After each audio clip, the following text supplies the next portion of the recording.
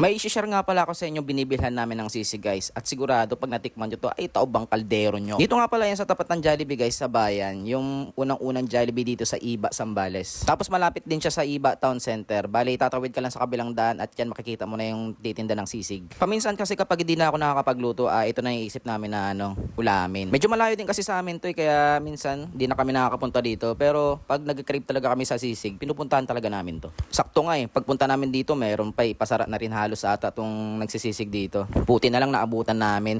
Anong oras na rin kasi ito Kadalasan kasi pag pupunta kami dito, paminsan ubos na, tapos sarado na maaga. Buti nga meron pang gantong oras mga alas 8 na ata ito mahigit. Dito sa tabi niya guys, may nag-iihaw-ihaw din. Yun no.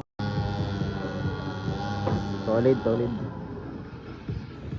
Hindi ko sinabing bumili kayo guys, para sa akin lang talaga, ang sarap talaga ng sisig nila dito. Madami rin naman silang ino-offer guys at syempre sisig lover tayo kaya alam mo na. Tsaka 'di ba iba talaga pag sinabing sisig 'di ba? Kaya shoutout sa mga nakakabili dito guys, alam ko nasasarapan kayo sa sisig nila. Sa totoosin na lang, minsan na lang ako makapunta dito sa bayan namin kasi syempre dito na lang din ako sa bahay, maraming ginagawa dito sa bahay. Nag-aasikaso, minsan di na maharap magluto kasi yung mga madadaling lutuin na lang, mga dilata, noodles, at least tipid.